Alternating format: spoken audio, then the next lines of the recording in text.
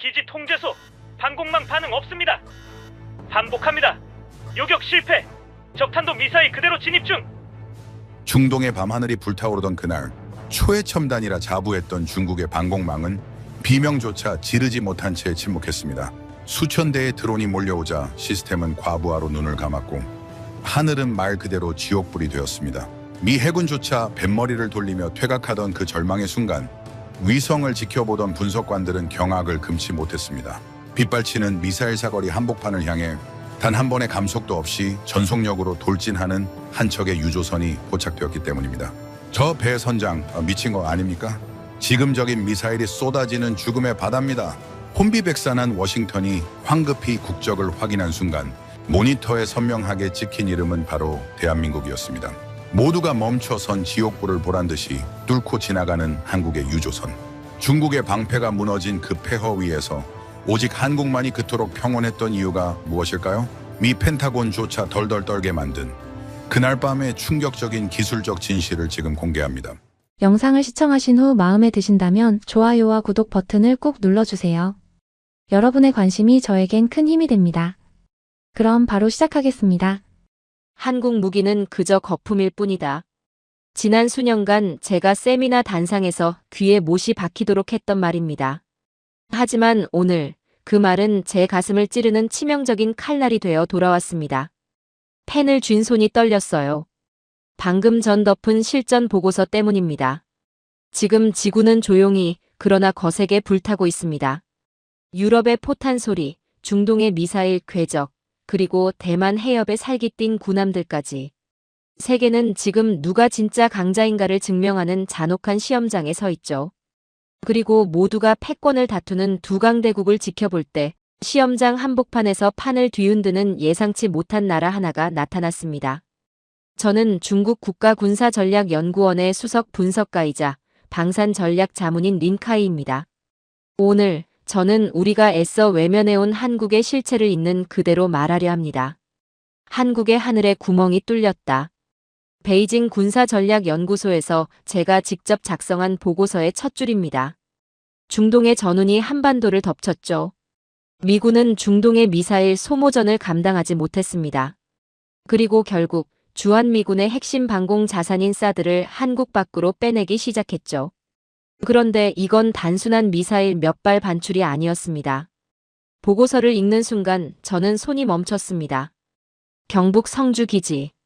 자정이 지난 시각 조용하던 그 기지에서 이상한 움직임이 포착됐습니다. 윗부분이 가림막으로 덮인 대형 차량들이 줄지어 기지 밖으로 빠져나간 겁니다.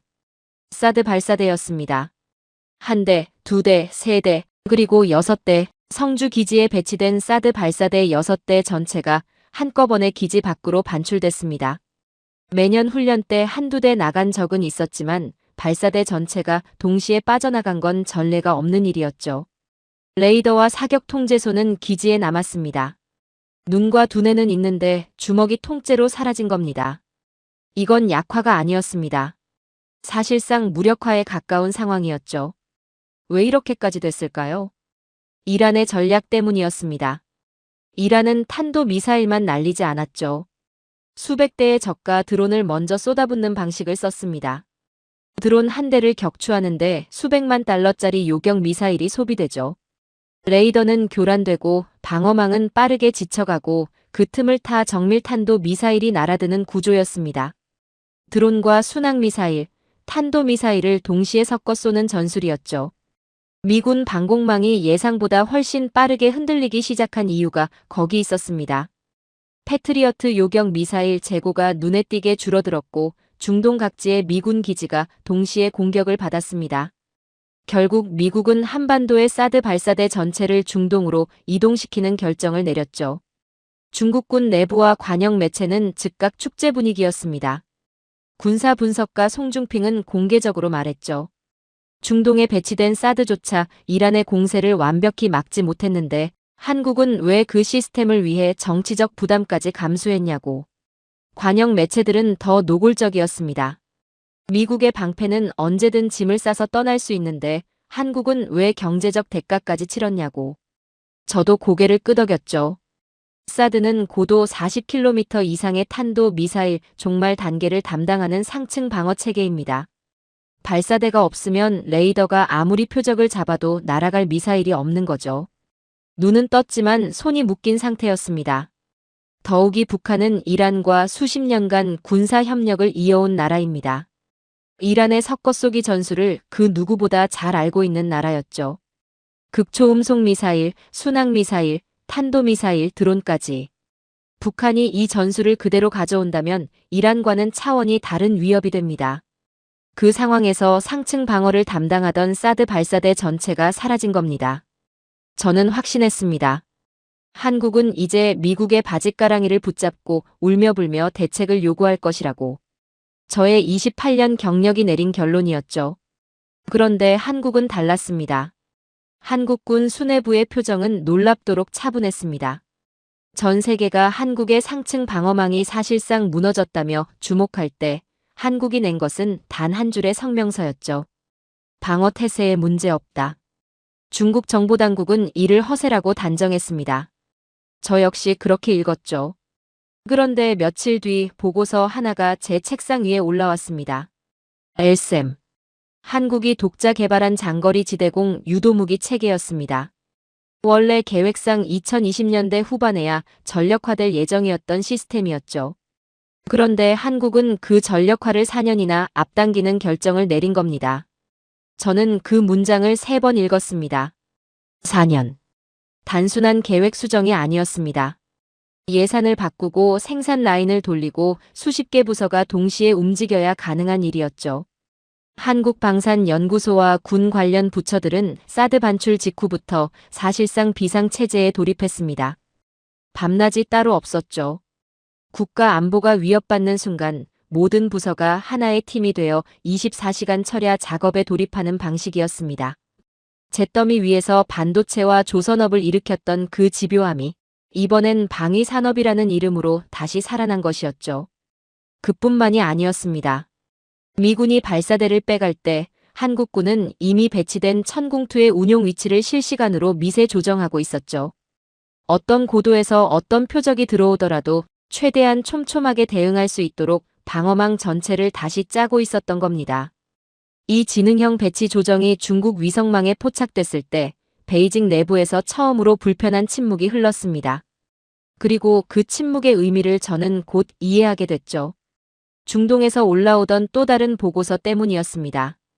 중국이 자랑하며 수출했던 방공 체계들이 실전에서 드론 공격 한 번에 레이더가 마비되어 속속 무력화되고 있었습니다. 가격 경쟁력을 앞세워 중동에 공격적으로 수출했던 바로 그 시스템들이었죠. 쇼윈도 안에서는 번쩍거렸지만 전장 위에서는 버티지 못했습니다. 저는 그 보고서와 한국 보고서를 나란히 놓고 한참을 바라봤습니다. 같은 전장이었습니다. 같은 하늘 아래였죠. 그런데 결과는 전혀 달랐습니다. 중국은 무너지고 있었습니다. 반면 한국은 버티고 있었죠. 보고서를 덮으며 저는 처음으로 등줄기에 식은땀이 흐르는 것을 느꼈습니다. 우리는 사드 발사대가 통째로 빠진 한국을 보며 비웃었습니다. 하지만 정작 한국은 그 비웃음이 쏟아지는 동안 자기 손으로 만든 방패를 꺼내 들 준비를 이미 마치고 있었던 겁니다. 우리는 한국을 미국 기술을 받아 조립하는 나라라고 낮잡아 봤죠. 그러나 LSAM의 조기 전력화는 그 평가가 얼마나 안일했는지를 선명하게 보여줬습니다. 한국은 이제 독자적인 레이더 소프트웨어와 요격 기술을 완성한 나라였죠. 그들이 잿더미 위에서 산업을 일으켰던 그 집요한 방식이 이번엔 방공 독립이라는 형태로 세계 앞에 나타나고 있었습니다. 저는 그날 밤 오랫동안 자리를 뜨지 못했습니다. 한국 무기는 그저 거품일 뿐이다. 제 입으로 수없이 했던 그 말이 머릿속에서 맴돌았죠. 거품은 터집니다. 하지만 그날 제가 본 것은 거품이 아니었습니다. 그건 오랫동안 물속에서 단단하게 굳어온 무언가였죠. 그리고 그것은 아직 수면 위로 다 올라오지도 않은 상태였습니다. 보고서가 쌓여갔습니다. 하루에 2개, 많을 때는 3개씩이었죠. 저는 중동 전선에서 올라오는 실전 교전 기록들을 하나도 빠짐없이 읽고 있었습니다. 원래 제 관심사는 명확했습니다. 이번 전쟁은 누가 더 많은 미사일을 쐈는가가 아니라 누가 실제로 하늘을 지켜냈는가를 보여주는 시험장이었죠. 그리고 그 결과는 곧장 세계 방산 시장의 미래를 결정하는 기준이 될 것이었습니다. 저는 솔직히 말하면 중국 방공 체계가 이 전쟁에서 최소한 체면은 지켜줄 것이라 믿었습니다. 왜냐하면 중국은 오랫동안 이렇게 홍보해왔으니까요. 스텔스 탐지 가능, 장거리 탐지 성능 우수, 가격 대비 효율 최고, 미국과 러시아의 진정한 대안이라고.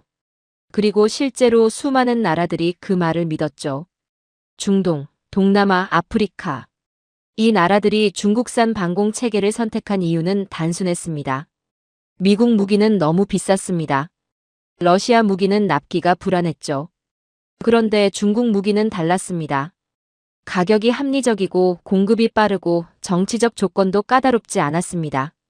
한마디로 중국 방산의 최대 강점은 언제나 가격이었죠. 그리고 중국 내부에서는 오랫동안 이런 자신감이 자리 잡고 있었습니다. 시장 점유율은 결국 규모와 가격이 만든다고. 저도 그 말을 믿어왔죠. 그런데 전쟁이 시작되고 며칠 지나지 않아 제 책상 위에 올라온 첫 번째 전장 보고서는 제 표정을 굳게 만들었습니다. 내용은 단순했습니다. 중국계 방공망이 실전에서 기대 이하의 성능을 보이고 있다는 것이었죠. 저는 처음에 상황 탓을 했습니다. 전장 환경이 불리했을 것이라고. 운용 미숙이었을 것이라고. 그런데 보고서가 하나씩 더 올라올 때마다 그 변명은 점점 힘을 잃어갔습니다. 이란은 미국과 이스라엘의 공습에 맞서 러시아제, 중국계, 자국산 체계를 혼합해 방공망을 운용하고 있었습니다. 문제는 이 방공망이 하나의 시스템으로 움직이지 못했다는 데 있었죠. 레이더는 따로 놀고 지휘 통제는 느리고 각 미사일 체계 간 연결이 끊겨 있었습니다. 특히 중국 기술이 들어간 장비들이 가장 결정적인 순간에 제 역할을 하지 못했다는 분석이 연이어 올라왔죠. 강력한 전자 교란, 데이터 링크 차단, 적어도 침투, 기만 표적 혼합. 이런 현대식 공습 패턴 앞에서 중국계 방공망은 눈과 귀가 흐려진 상태에 가까웠습니다. 어떤 장비는 표적을 놓쳤고 어떤 체계는 너무 늦게 반응했고 어떤 요격 시도는 발사 이후에도 방향을 제대로 잡지 못했죠. 그런데 여기서 중요한 것이 있습니다. 사실 이런 문제는 이번이 처음이 아니었습니다. 베네수엘라, 파키스탄, 미얀마에서 중국산 방공 장비를 도입한 나라들 사이에서는 이미 오래전부터 조용한 불만이 쌓여 있었죠. 부품 수급이 불안하다, 실전에서 오작동이 잦다, 레이더 신뢰성이 부족하다는 이야기들이었습니다. 그때는 소문 수준이었습니다. 하지만 지금 중동 전장에서 그 소문들이 하나씩 현실로 소환되고 있었죠. 저를 충격에 빠뜨린 건 단순한 실패가 아니었습니다. 실패의 형태였죠. 이건 장비 하나가 망가진 것이 아니었습니다. 중국이 자랑해온 방공 철학 전체가 현대 전자전 환경 앞에서 구조적 약점을 드러낸 것이었죠. 쉽게 말하면 이렇습니다. 중국은 가격을 팔았습니다. 그런데 전장은 전혀 다른 질문을 던지고 있었죠. 진짜 탐지할 수 있는가? 교란 속에서도 살아남는가? 복합 공격 앞에서 끝까지 버티는가? 중국이 자랑한 것은 가격표였고 전장이 요구한 것은 생존이었습니다. 그 두 가지는 전혀 다른 이야기였죠. 저는 그 순간 처음으로 굴욕에 가까운 감정을 느꼈습니다. 그런데 바로 그때였습니다. 두 번째 보고서가 올라왔죠. 첫 번째 보고서보다 훨씬 더 저를 괴롭히는 내용이었습니다. 보고서 제목은 짧았습니다. KM-3 실전 요격 성과. 한국의 천궁이었습니다. 같은 중동 하늘 아래서 전혀 다른 전쟁을 하고 있었죠.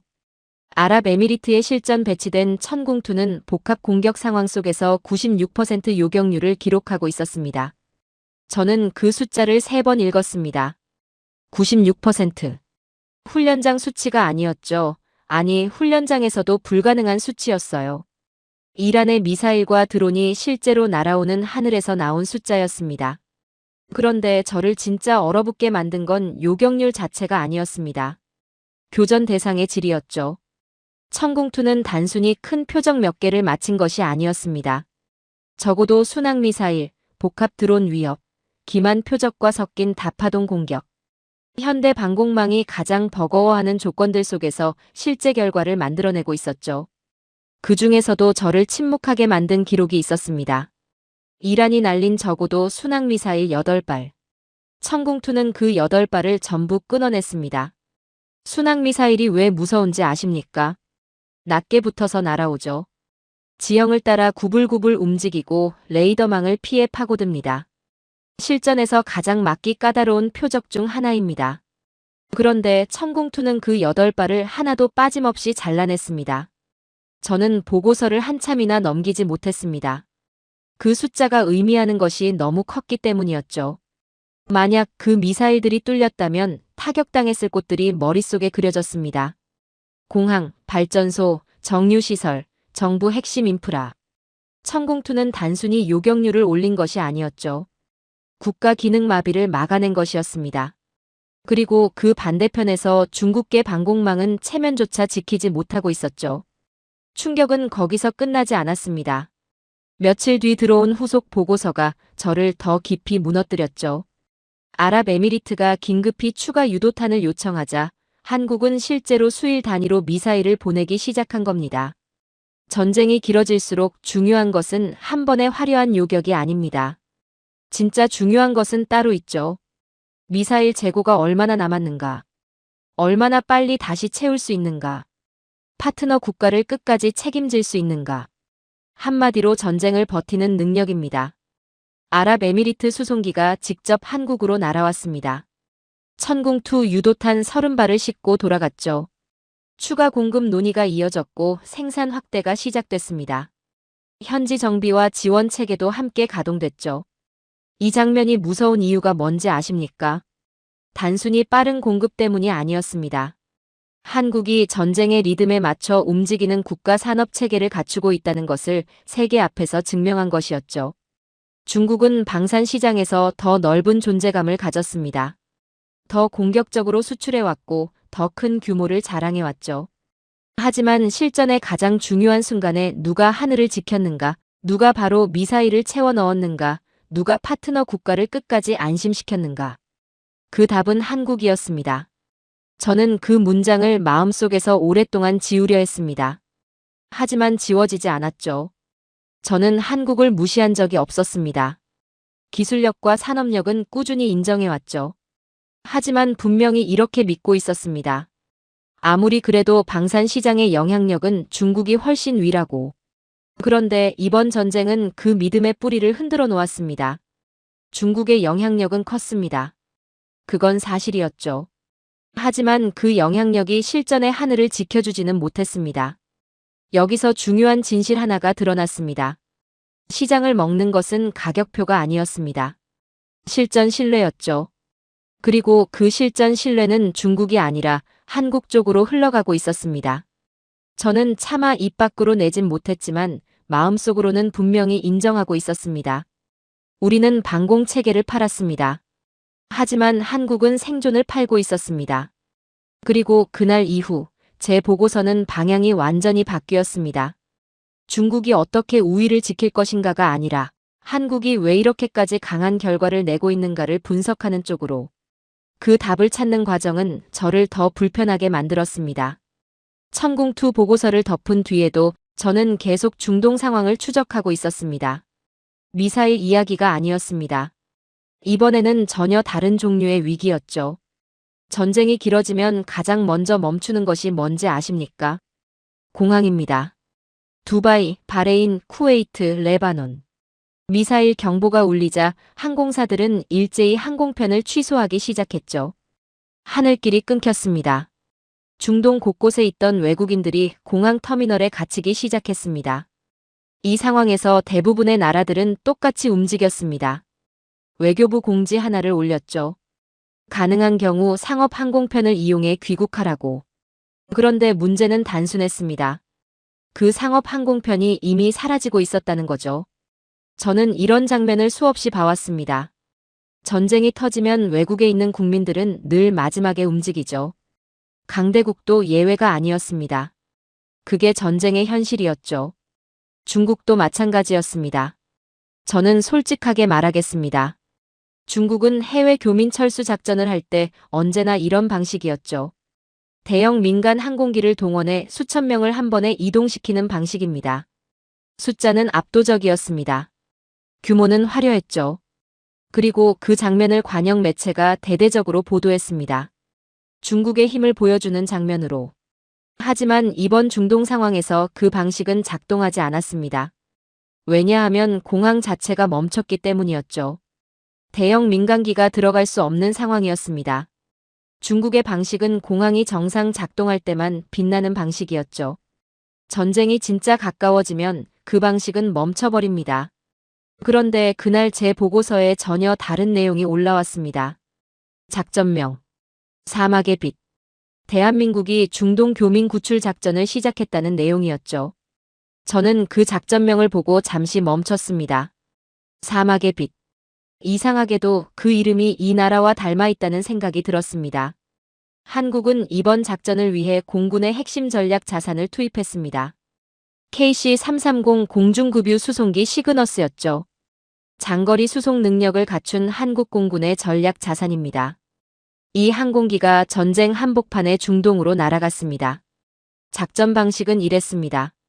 사우디, 바레인, 쿠웨이트, 레바논에 흩어져 있던 한국 교민들을 사우디 리야드로 먼저 집결시킨 뒤 군 수송기로 귀국시키는 방식이었죠. 공항이 멈춰도 상관없었습니다. 민간기가 못 들어가는 곳이어도 상관없었죠. 군 자산을 직접 보내 국민을 빼내는 방식이었습니다. 그 결과 총 211명이 귀환했습니다. 한국인 204명, 외국 국적 가족 5명. 그리고 일본인 2명이었죠. 저는 일본인 2명이라는 기록에서 다시 한번 멈췄습니다. 한국군 수송기에 일본인이 타고 있었습니다. 이건 우연이 아니었죠. 한국과 일본이 체결한 재외국민 보호 협력각서에 따른 실제 협력이었습니다. 며칠 전에는 일본 전세기에 한국 교민이 탔고 이번에는 한국군 수송기에 일본인이 탔죠. 서로의 국민을 서로가 지키는 방식이었습니다. 저는 그 장면을 중국의 방식과 비교하지 않을 수 없었습니다. 중국이 해외 철수 작전을 할 때 가장 강조하는 것은 무엇입니까? 숫자와 규모를 먼저 봅니다. 그리고 그것을 보도하는 언론의 찬사죠. 중국은 해외 철수 작전을 국가 위상을 과시하는 무대로 씁니다. 하지만 한국의 작전은 달랐습니다. 조용했죠. 화려하지 않았습니다. 관영 매체의 찬사도 없었습니다. 말 그대로 그냥 가서 그냥 데려왔죠. 그리고 일본인도 함께 태워서 왔죠.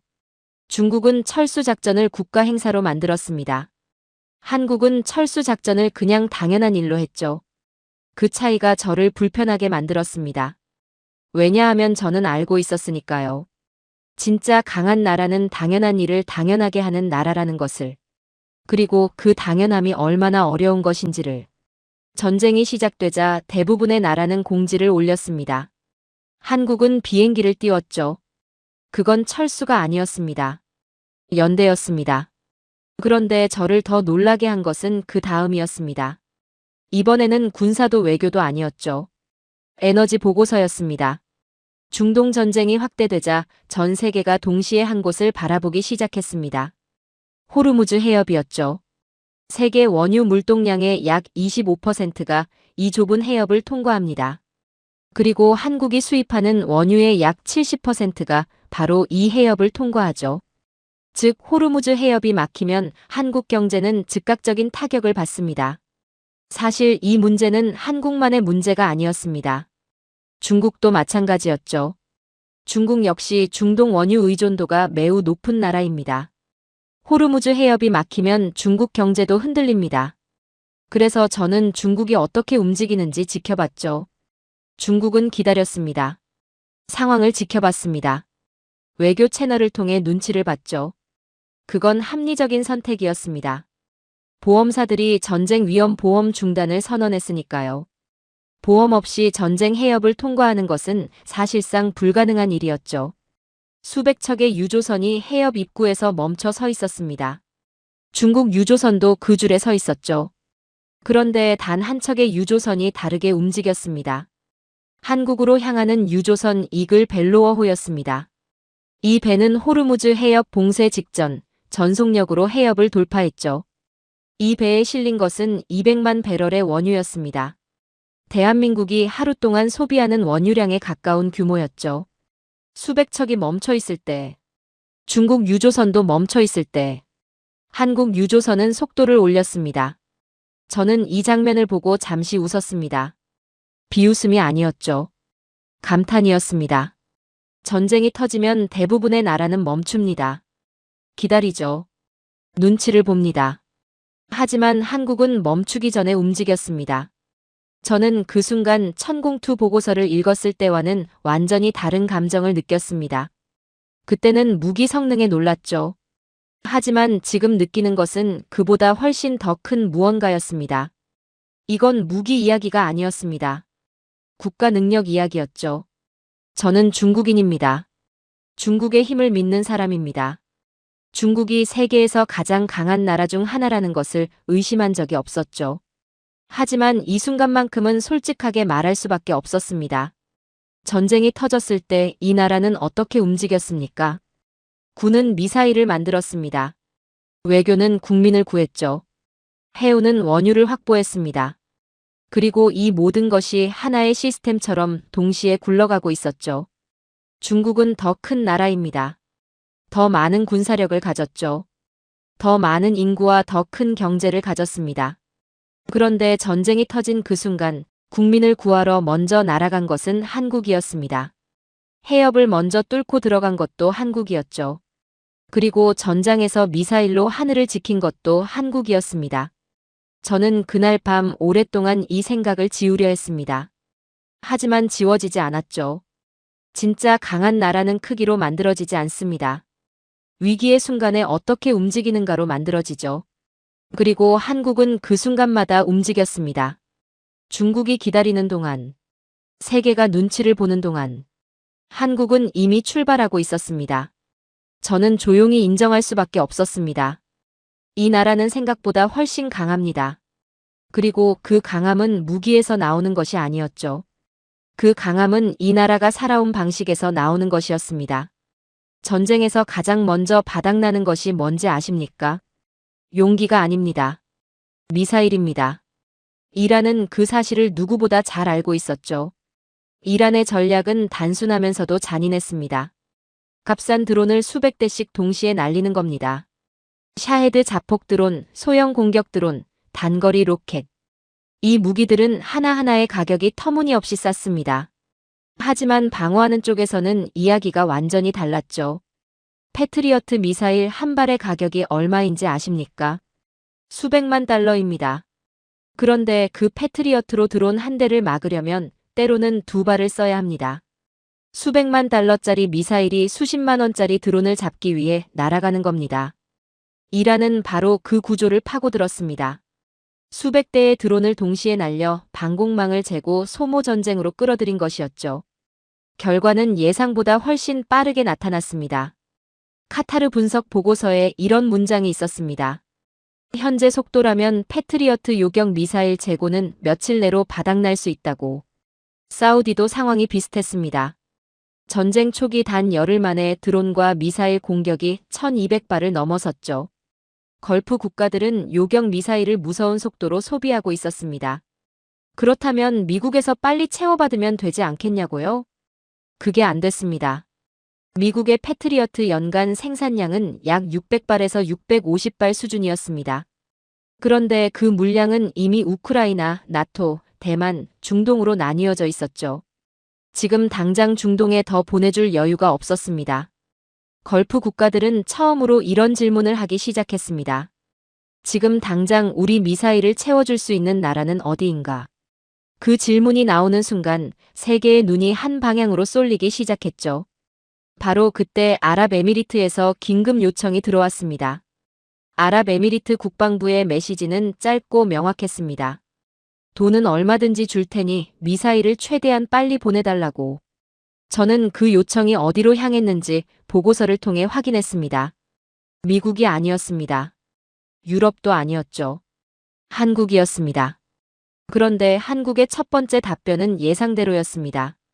천궁2 포대 전체의 조기 인도는 어렵다고. 생산 라인이 이미 꽉 차 있었으니까요. 아랍에미리트, 사우디, 이라크와 맺은 대형 계약들이 줄줄이 밀려 있었습니다. 그런데 그 다음 문장이 달랐습니다. 한국은 이렇게 말했죠. 대신 유도탄은 먼저 보내겠다고. 저는 그 문장을 읽고 잠시 멈췄습니다. 포대는 못 보내도 미사일은 먼저 보내겠다는 말이었습니다.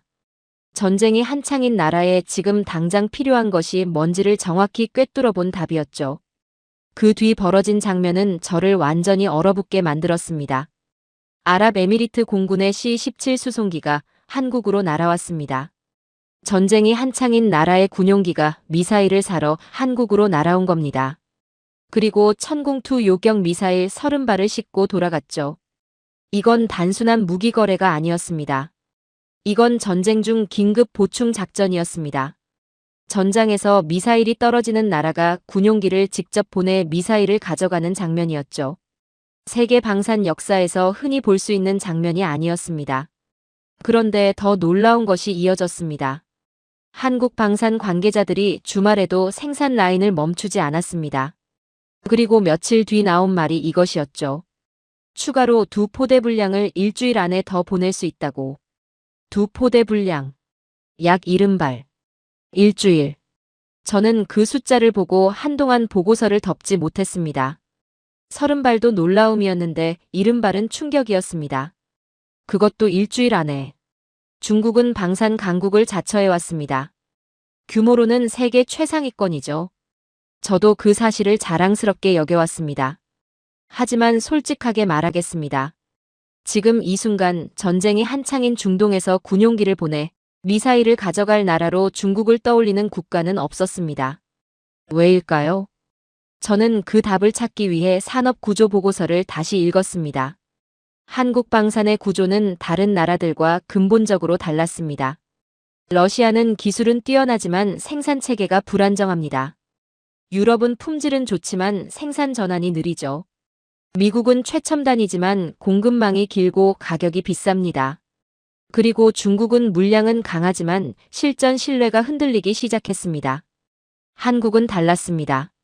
한국의 방산 기업들은 반도체, 전자, 자동차, 조선 같은 대형 제조 산업과 연결되어 있었죠. 이 산업들의 공통점이 뭔지 아십니까? 납기를 지키는 산업들입니다. 정해진 시간 안에 정확하게 만들어내는 것이 생존 조건인 산업들이죠. 한국은 그 DNA 위에 방산을 올려놓은 겁니다. 그래서 생산 라인을 빠르게 확장할 수 있었습니다. 주말에도 멈추지 않을 수 있었죠. 일주일 안에 70발을 약속할 수 있었습니다. 저는 그 구조를 들여다보며 처음으로 이런 생각을 했습니다.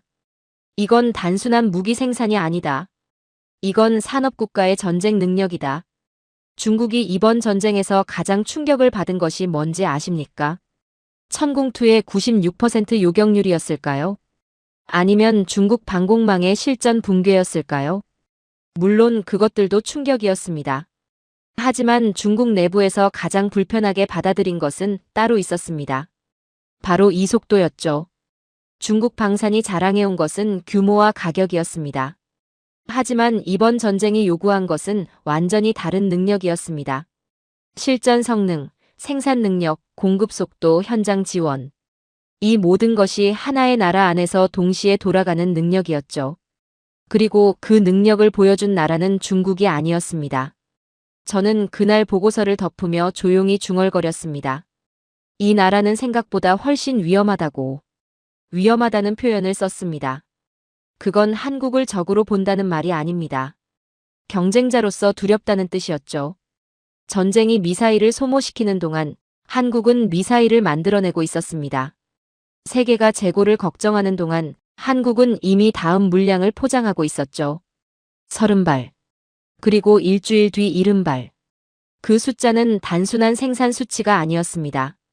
그건 한국이라는 나라가 전쟁의 속도에 맞춰 움직이는 나라라는 선언이었죠.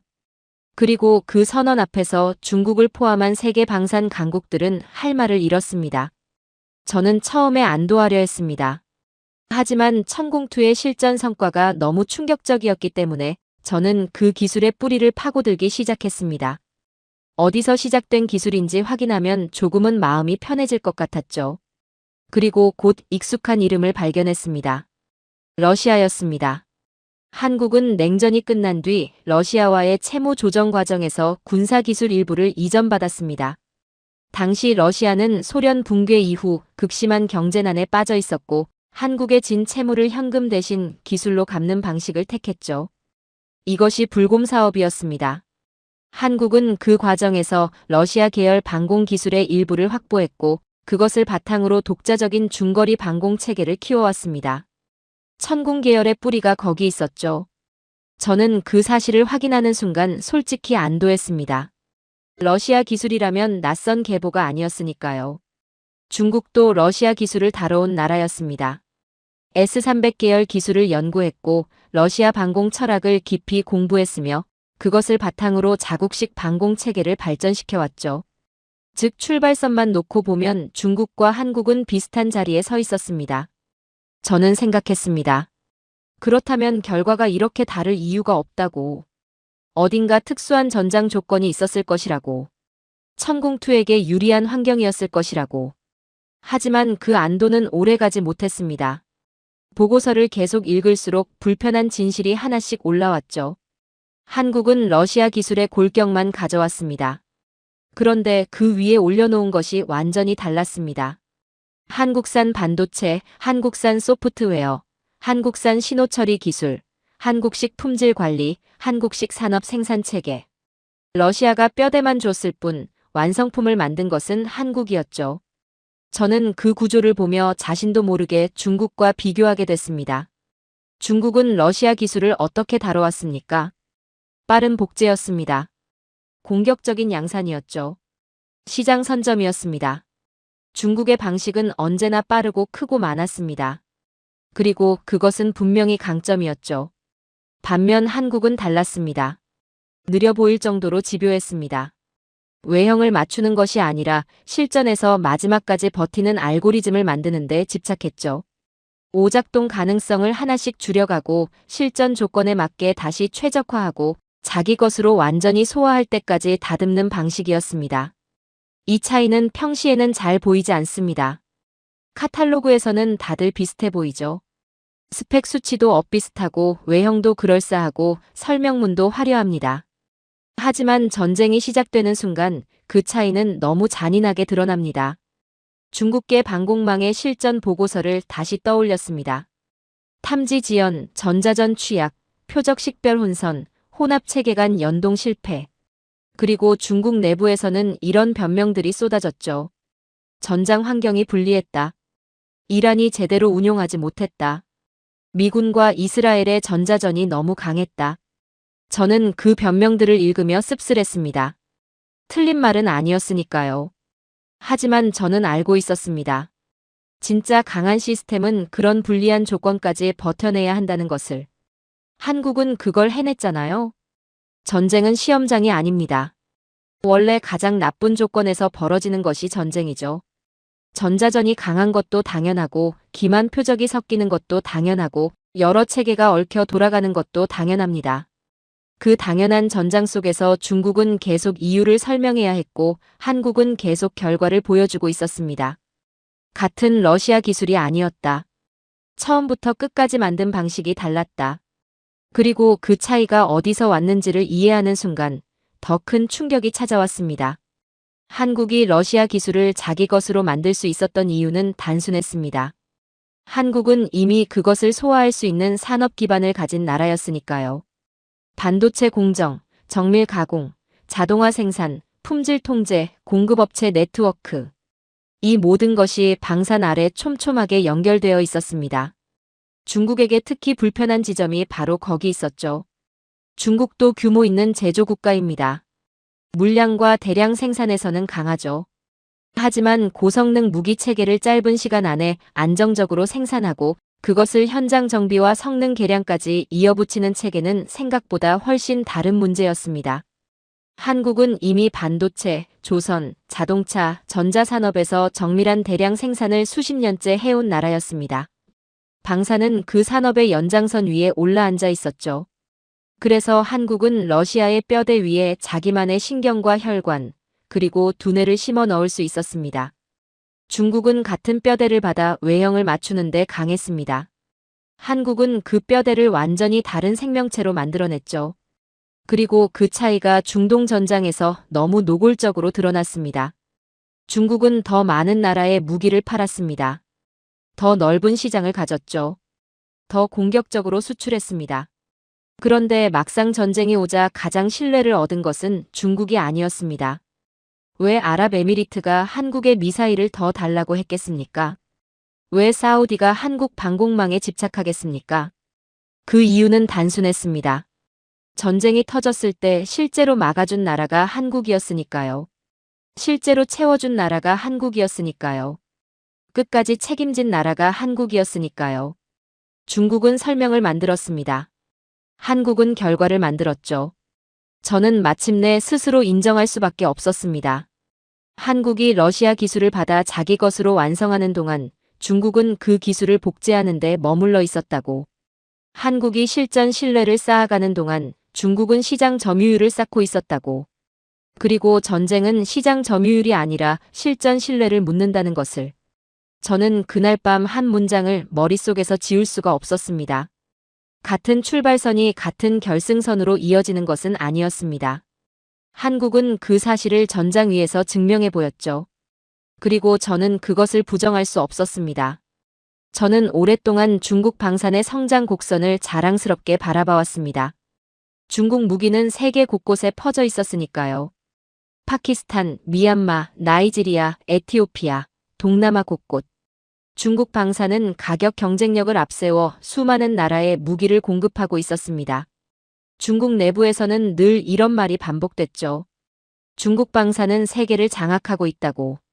저도 그 말이 틀렸다고 생각하지 않았습니다. 숫자는 실제로 인상적이었으니까요. 고객 국가 수, 계약 규모, 수출 물량. 어떤 기준으로 봐도 중국 방산은 세계 시장에서 존재감이 있었습니다. 그런데 이번 중동 전쟁을 추적하면서 저는 처음으로 불편한 질문 하나를 마주하게 됐습니다. 중국이 무기를 파는 나라들은 어떤 나라들인가? 그리고 한국이 무기를 파는 나라들은 어떤 나라들인가? 저는 두 목록을 나란히 놓고 한참을 바라봤습니다. 그리고 곧 깨달았죠. 세상에는 단 하나의 방산 시장만 있는 것이 아니었습니다. 완전히 다른 두 개의 시장이 존재했습니다. 하나는 예산이 부족해 싸게 살 수 있는 무기를 찾는 시장이었습니다. 다른 하나는 국가 생존이 걸려 있어 가장 믿을 수 있는 무기를 찾는 시장이었죠. 그리고 저는 지금 세계가 후자의 시장을 어느 나라에 맡기고 있는지 보게 됐습니다. 그 이름은 중국이 아니었습니다. 한국이었죠. 저는 유럽 방산 계약 목록을 다시 펼쳤습니다. 그리고 거기서 가장 충격적인 이름을 발견했습니다. 폴란드였습니다. 폴란드는 단순한 나라가 아닙니다.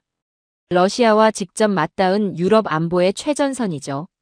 우크라이나 전쟁 이후 폴란드는 유럽 최대 규모의 지상군을 만들겠다고 선언했습니다. 그 나라가 선택한 파트너가 어디였을 것 같습니까? 독일이었을까요? 프랑스였을까요? 영국이었을까요? 아니었습니다. 한국이었습니다. 폴란드는 한국으로부터 K2 전차, K9 자주포, FA-50 전투기, 천무 다연장 로켓을 대규모로 도입했습니다. 이건 단순한 무기 거래가 아니었죠. 유럽 안보의 핵심 장비를 한국에 맡긴 겁니다. 저는 이 사실을 보며 잠시 말을 잃었습니다. 중국도 전차를 만들고 자주포도 만듭니다. 하지만 유럽의 군사 강국이 국가 핵심 지상군을 중국 무기로 채우는 일은 상상조차 하기 어렵죠. 폴란드는 싸게 살 무기를 찾는 나라가 아니니까요. 전쟁이 터졌을 때 가장 믿을 수 있는 무기를 찾는 나라이기 때문입니다. 그리고 그 선택이 한국이었습니다. 다음 계약을 확인했습니다. 이번에는 호주였죠. 호주는 세계 최고 수준의 고소득 국가입니다. 미국의 핵심 동맹이자 인도태평양 안보 체계의 중심축이죠. 이 나라가 자국 육군 현대화를 위해 선택한 장비 역시 한국이었습니다. 레드백 보병 전투 차량이었죠. 이 차량은 유럽과 미국의 쟁쟁한 방산 기업들과 정면으로 경쟁했습니다. 그리고 그 경쟁에서 이긴 것이 한국이었죠. 호주는 철저하게 서방 표준, 즉 나토 기준을 따르는 나라입니다. 그 나라가 한국 무기를 선택했다는 것은 무엇을 의미하겠습니까? 한국 무기가 서방 기준에서도 최고 수준에 도달했다는 뜻이었습니다. 한국 방산은 이제 아시아에서 잘 만드는 나라가 아니었죠. 서방 방산 체계와 정면으로 경쟁하는 나라가 되어 있었습니다. 다시 중동으로 눈을 돌렸습니다. 아랍에미리트, 사우디아라비아. 이 나라들의 공통점이 뭔지 아십니까? 돈이 없어서 싸게 무기를 사는 나라들이 아닙니다. 원한다면 미국, 프랑스, 영국, 독일 무기를 얼마든지 살 수 있는 나라들이죠. 그런 나라들이 한국을 선택했습니다. 특히 천공2 방공망이었습니다. 방공망이 왜 중요한지 아십니까? 그건 단순한 장비가 아닙니다. 수도, 정유시설, 공항, 군기지. 국가의 모든 것을 지키는 마지막 방패죠. 방공망을 맡긴다는 것은 국가의 심장을 맡긴다는 뜻입니다. 그 심장 위에 지금 한국 무기가 올라가고 있었습니다. 그런데 저를 가장 불편하게 만든 것은 따로 있었습니다. 사실 저는 이 사실을 오래전부터 알고 있었습니다. 알면서도 외면해왔던 겁니다. 왜냐하면 그것을 인정하는 순간 제가 오랫동안 믿어온 것들이 흔들리기 때문이었죠. 제가 외면해온 사례들이 있었습니다. 인도와 파키스탄이었습니다. 파키스탄은 중국산 최신형 자주포인 SH-15를 도입해 인도 접경지에 배치했습니다. 중국이 자랑하는 최신 차륜형 자주포였죠. 그리고 인도는 한국의 K9 자주포, 현지명 바지라로 맞불을 놓았습니다. 결과는 어땠을까요? 히말라야 고산지대의 혹독한 환경에서 SH-15는 잦은 엔진 결함과 사격 정밀도 저하로 고전했습니다. 반면 K9은 그 조건에서도 완벽한 기동성과 사격 성능을 보여줬습니다. 인도는 K9의 압도적 성능에 만족해 추가 도입을 결정했습니다. 그리고 파키스탄군은 중국산 무기의 신뢰성에 처음으로 심각한 의문을 품기 시작했죠. 저는 이 사실을 알고 있었습니다. 하지만 인정하지 않으려 했습니다. 환경이 특수했다고, 운용 방식의 문제였다고 스스로를 납득시키려 했죠. 태국과 캄보디아 사례도 마찬가지였습니다. 태국은 한국산 K-21 장갑차와 T-50 고등 훈련기를 도입했습니다. 캄보디아는 전통적으로 중국산 장갑차와 로켓포로 무장해왔죠. 국경 분쟁 상황에서 태국군이 배치한 한국산 장비들의 데이터 링크 능력과 정밀 타격 능력은 캄보디아군을 압도했습니다. 특히 태국이 도입한 한국산 호위함은 중국산 호위함보다 훨씬 뛰어난 생존성을 보여줬죠. 그 결과 태국은 중국산 잠수함 도입 사업을 사실상 중단했습니다. 그리고 한국산 무기 체계에 더 높은 신뢰를 보내기 시작했죠. 저는 이 사례들도 알고 있었습니다. 하지만 역시 외면했습니다. 개별 사례일 뿐이라고, 전체적인 그림은 여전히 중국이 우위라고 스스로를 설득하려 했죠. 하지만 이번 중동 전쟁은 그 마지막 방어선마저 무너뜨렸습니다. 인도, 태국, 아랍에미리트, 사우디, 폴란드, 호주. 이 나라들의 공통점이 뭔지 아십니까? 선택의 여유가 있는 나라들이었습니다. 돈도 있고 기술도 있고 협상력도 있는 나라들이었죠. 그런 나라들이 한국을 선택했습니다. 반면 중국 방산의 주요 고객 목록을 다시 봤습니다. 파키스탄, 나이지리아, 에티오피아, 미얀마, 캄보디아. 이 나라들의 공통점은 대개 세 가지 중 하나였습니다. 예산이 부족하거나 서방 제재를 받고 있거나 정치적으로 고립된 나라들이었죠. 즉 중국 무기는 종종 살 수 있는 선택지였습니다. 다른 선택지가 없을 때 찾는 선택지였죠. 반면 한국 무기는 다른 선택지가 있음에도 불구하고 선택하는 무기가 되어 있었습니다. 저는 결국 하나의 결론에 도달했습니다. 중국 방산은 시장의 면적이 넓습니다. 하지만 한국 방산은 시장의 높이가 높습니다. 중국은 많은 나라의 무기를 팝니다. 한국은 강대국과 부국의 핵심 무기를 팔고 있죠. 이 차이는 평시에는 그냥 넘어갈 수 있습니다. 하지만 전쟁이 터지면 그 차이는 너무 선명해지죠. 전쟁은 항상 가장 중요한 도시, 가장 중요한 기지, 가장 중요한 시설에서 시작되기 때문입니다. 그리고 지금 그 중요한 자리들에는 한국 무기가 들어가고 있었습니다. 중국 무기가 아니었습니다. 저는 여전히 중국 방산이 강하다고 믿습니다. 그 사실은 변하지 않습니다. 하지만 이번 전쟁이 보여준 사실 하나는 부정할 수 없었죠. 세계는 가장 중요한 곳을 한국에게 맡기기 시작했습니다. 그건 단순한 계약이 아니었습니다. 신뢰의 이동이었죠. 가난한 나라들은 중국을 찾았습니다. 부유한 나라들은 한국을 찾았죠. 세계는 싸게 살 무기를 찾지 않았습니다. 살아남을 무기를 찾고 있었던 거죠. 저는 오랫동안 그 사실을 외면해왔습니다. 하지만 이번 전쟁 이후 더 이상 외면할 수 없게 됐습니다. 중국은 넓은 시장을 가졌습니다. 하지만 한국은 세계에서 가장 중요한 시장으로 올라가고 있었죠. 그리고 그 격차는 앞으로 더 벌어질 것이었습니다. 저는 오랫동안 전쟁을 이렇게 이해해왔습니다. 더 강한 무기를 가진 쪽이 이긴다고. 더 많은 미사일을 가진 쪽이 유리하다고. 그 믿음으로 수십 년간 보고서를 써왔죠. 그런데 이번 중동 전쟁을 추적하면서 저는 처음으로 그 믿음이 흔들리는 순간을 경험했습니다. 문제는 무기가 아니었습니다. 무기를 연결하는 방식이었죠. 중동 연합훈련 보고서 하나가 제 책상에 올라왔습니다. 내용은 단순했지만 충격적이었죠. 미국제 무기와 중국제 무기가 같은 전장에서 함께 운용될 때 두 시스템은 서로 통신이 되지 않았습니다. 각자 따로 놀았죠.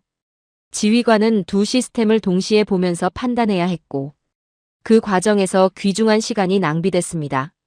전장에서 시간이 낭비된다는 것이 무엇을 의미하는지는 굳이 설명하지 않아도 아실 겁니다. 그런데 그 혼란 속에서 전혀 다른 방식으로 움직이는 장비들이 있었습니다. 한국 시스템이 연결된 장비들이었죠. 최신 무기가 아니었습니다. 구형 장비들이었죠. 하지만 그 장비들은 한국형 전장 네트워크 체계 아래서 마치 하나의 생명체처럼 일사불란하게 움직이고 있었습니다. 표적 정보가 실시간으로 공유되고 각 장비가 역할을 나누고 인공지능이 최적의 대응을 제안하는 방식이었죠. 저는 그 보고서를 읽으며 처음으로 이런 생각을 했습니다. 한국은 무기를 파는 것이 아니었습니다. 전쟁터 전체를 내려다보는 눈을 팔고 있었죠. 중국은 무기를 팔 때 사용법을 줍니다. 이 버튼을 누르면 발사되고 이렇게 조준하고 이렇게 운용하라고. 그리고 거기서 끝이죠. 하지만 한국은 달랐습니다.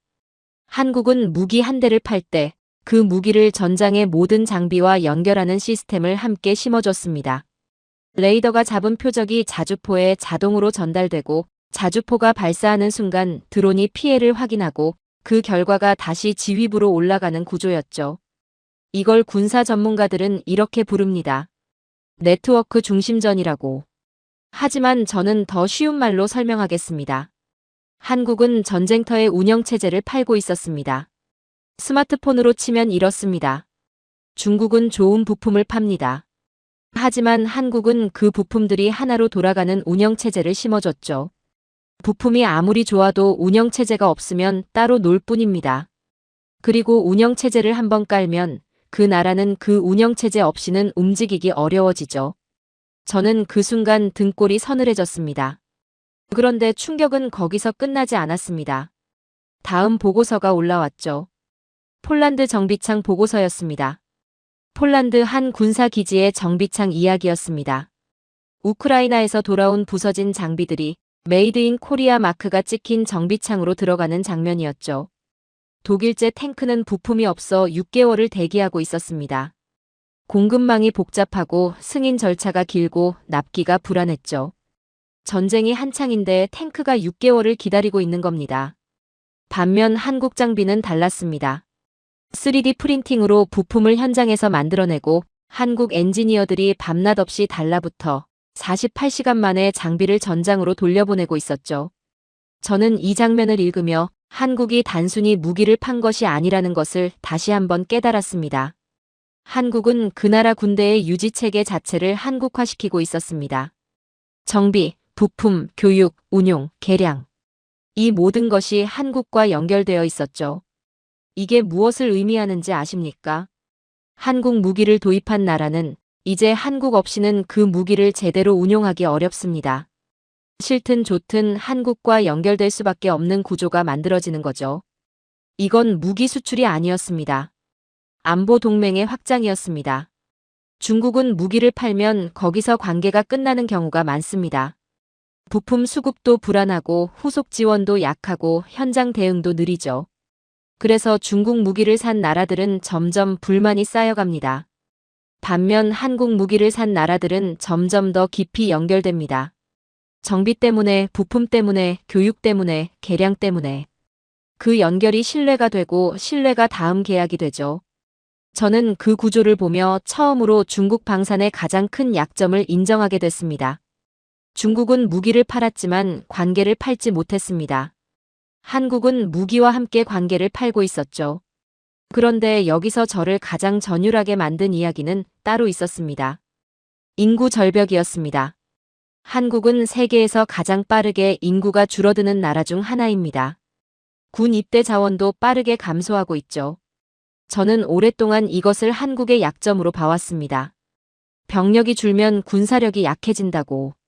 그런데 한국은 그 약점을 전혀 다른 방식으로 해결하고 있었습니다. 사람 대신 기계를 쓰기 시작한 겁니다. 병사가 한 명도 없는 무인 자주포 포대. 드론이 스스로 표적을 탐지하고 보고하는 시스템. 인공지능이 전장 상황을 분석하고 최적의 대응을 제안하는 지휘 체계. 한국은 어쩔 수 없이 이 기술들을 개발했습니다. 사람이 부족했으니까요. 하지만 그 어쩔 수 없음이 세계 최고 수준의 무인화 기술을 만들어냈죠. 저는 그 아이러니 앞에서 한참을 생각했습니다. 중국은 인구가 많습니다. 병력도 많죠. 그래서 오랫동안 인해 전술, 즉 사람을 많이 투입하는 방식이 강점이었습니다. 하지만 현대전쟁은 그 공식을 바꾸고 있습니다. 사람이 많은 것보다 시스템이 정밀한 것이 유리한 전장이 되고 있죠.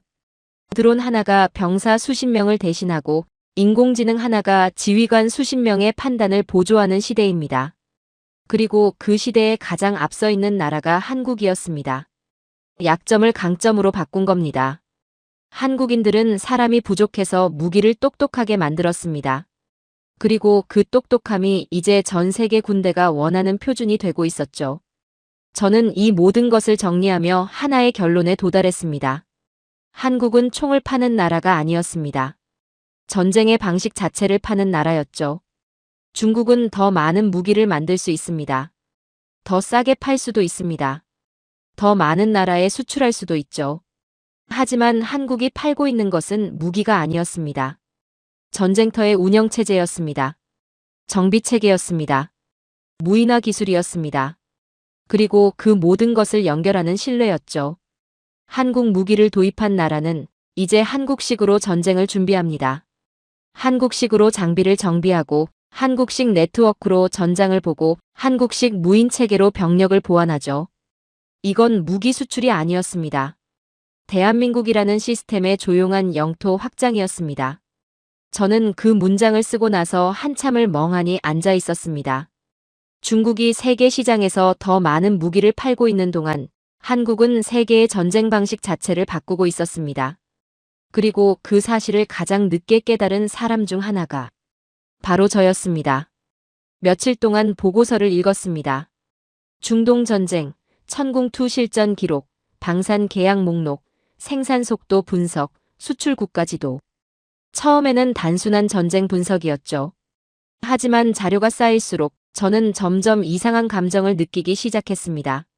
한국이라는 나라는 단순히 무기를 잘 만드는 나라가 아니었습니다. 그 나라에는 어딘가 설명하기 어려운 속도와 집념이 있었죠.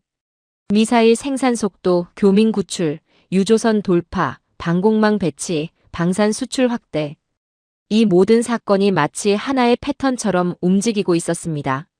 저는 마침내 한 가지 질문을 던졌습니다. 도대체 왜 한국은 이렇게 움직이는가? 그리고 그 질문의 답은 기술 보고서가 아니라 역사 속에 있었습니다. 불과 70여 년 전만 해도 완전한 폐허였습니다. 한국 전쟁. 도시들은 무너졌고 산업은 존재하지 않았으며 나라 전체가 잿더미 위에 있었죠. 당시 한국의 경제 수준은 세계 최빈국 수준이었습니다. 지금의 아프리카 일부 국가보다도 낮았죠. 하지만 그 폐허 속에서 한국 사람들은 살아남았습니다. 무너진 도로를 다시 만들고 학교를 세우고 공장을 세웠습니다. 그리고 몇십 년 만에 세계에서 가장 빠르게 성장하는 산업 국가가 되었죠. 저는 여기서 중요한 사실 하나를 깨달았습니다. 한국은 처음부터 강한 나라가 아니었습니다. 하지만 살아남기 위해서 빨라질 수밖에 없는 나라였죠. 가난 속에서 시간은 곧 생존이었으니까요. 저는 한국 산업의 시작을 추적했습니다. 그 시대의 한국은 지금과 전혀 달랐습니다. 공장은 작았고 기술은 부족했고 자본도 없었죠. 하지만 그 나라에는 다른 것이 있었습니다. 사람이었습니다. 수많은 한국인들이 밤낮 없이 일했죠. 조선소에서 철판을 자르고 공장에서 자동차를 만들고 반도체 공장에서 밤을 새고 건설 현장에서 도시를 세웠습니다. 그 세대는 세계에서 가장 빠르게 산업을 배운 세대였죠. 그리고 그들이 만든 산업이 지금의 한국 방산의 뿌리가 됐습니다. 저는 이 대목에서 묘한 감정을 느꼈습니다. 중국도 산업국가입니다. 중국도 빠르게 성장했죠. 저는 그 사실을 자랑스럽게 여겨왔습니다. 하지만 한국의 산업에는 어딘가 다른 집요함이 있었습니다. 중국의 성장이 규모와 속도였다면 한국의 성장은 살아남기 위한 절박함이었죠. 그 차이가 어디서 드러나는지 아십니까? 위기의 순간입니다. 중국은 위기가 오면 규모로 대응합니다. 더 많은 자원을 투입하고 더 많은 인력을 동원하죠. 하지만 한국은 위기가 오면 집요해집니다. 더 빠르게 움직이고 더 정밀하게 만들고 더 끝까지 책임지죠. 이번 중동 전쟁에서 제가 본 것이 바로 그것이었습니다. 사드 발사대가 통째로 빠져나가자 밤새워 방어망을 재설계했습니다. 미사일이 바닥나자 주말에도 생산 라인을 돌렸죠. 교민이 위험해지자 군용기를 직접 띄웠습니다. 유조선이 멈추자 혼자 해협을 돌파했죠. 이건 명령으로 만들어지는 것이 아니었습니다. 이 나라가 수십 년 동안 쌓아온 방식이었죠. 저는 한국 공장에서 일하는 사람들의 영상을 봤습니다. 생산 라인을 점검하는 기술자, 컴퓨터 앞에서 설계를 확인하는 엔지니어, 밤늦게까지 불이 켜진 공장. 그 장면을 보며 저는 문득 이런 생각을 했죠. 이 사람들의 부모 세대 혹은 그 윗세대가 잿더미 위에서 맨손으로 나라를 일으킨 사람들이었다는 것을. 그 세대의 집요함이 다음 세대에 전해졌습니다. 그 다음 세대의 집요함이 또 다음 세대에 전해졌죠. 그리고 그것이 지금의 한국 방산을 만든 것이었습니다. 그 나라의 속도는 미사일에서 나온 것이 아니었습니다. 역사에서 나온 것이었죠. 저는 이제 중동 국가들이 왜 한국을 신뢰하는지 이해합니다. 폴란드가 왜 한국을 선택했는지 이해하죠. 호주가 왜 한국 무기를 골랐는지도 이해합니다. 전쟁이 터졌을 때 국가들이 기억하는 것은 단순합니다. 누가 말했는가가 아니라 누가 나타났는가죠. 중동 전쟁에서 한국은 실제로 나타났습니다. 교민을 데리고 돌아왔고 미사일을 보내왔고 정비팀을 보내왔고 계약을 지켰습니다. 그 모든 것이 전쟁이 한창인 상황에서 이루어졌죠. 저는 마지막으로 세계 방산 시장 지도를 다시 봤습니다. 그리고 이제 확실히 보였습니다. 한국은 더 이상 아시아에서 잘 만드는 나라가 아니었습니다. 유럽의 군사 강국과 계약하고 중동의 부국과 협력하고 서방 동맹국들과 정면으로 경쟁하고 전쟁에서 실제로 결과를 보여주는 나라가 되어 있었죠. 세계는 이미 한국을 다르게 보고 있었습니다. 한국은 단순한 제조국이 아니라 신뢰할 수 있는 나라였죠. 한국이 이렇게 강해진 데에는 분명 이유가 있었습니다. 그리고 저는 이제 그 이유를 알게 됐습니다. 수십 년간 저는 이 말을 절대 하지 않으려 했습니다. 중국 방산이 뒤처진다는 것을, 한국이 우리보다 앞서 있다는 것을 인정하고 싶지 않았습니다. 지금도 솔직히 말하면 인정하기 싫습니다. 하지만 이제는 인정하겠습니다. 이번 전쟁은 제가 더 이상 외면할 수 없는 현실을 너무 선명하게 보여줬으니까요. 솔직한 심정으로는 부러운 마음도 있습니다. 한국은 크기는 작은 나라일지 몰라도 결코 가벼운 나라가 아니었습니다. 그 나라에는 전쟁을 이겨낸 역사가 있었습니다. 산업을 맨손으로 일으킨 세대가 있었죠. 그리고 지금도 멈추지 않는 기술과 집념이 있었습니다. 우리는 한국을 알고 있다고 생각했습니다. 하지만 이번 전쟁이 보여준 것은 우리가 그 나라를 아직 제대로 이해하지 못했다는 사실이었죠. 한국은 단지 무기를 만든 것이 아니었습니다. 그 무기를 만들 수 있는 나라를 만들어낸 것이었죠. 폐허 위에서 다시 일어선 사람들이 있었기에 밤새워 철판을 자르고 반도체를 만들고 도시를 세운 그 세대가 있었기에 한국은 지금 이 자리에 서 있는 겁니다. 그리고 그것이야말로 어떤 나라도 쉽게 따라올 수 없는 한국만의 진짜 힘이었습니다. 오늘의 사연은 여기까지입니다. 전쟁은 항상 누가 더 강한지를 시험합니다. 그리고 이번 중동 사태는 한 가지 사실을 분명하게 보여줬습니다. 세계가 위기에 흔들릴 때 누가 실제로 움직이는 나라였는지 말입니다. 어쩌면 지금 우리는 조용히 달라지고 있는 세계의 판도를 보고 있는지도 모르겠습니다. 긴 영상 시청해주셔서 감사합니다. 내일은 더 좋은 영상으로 찾아오겠습니다.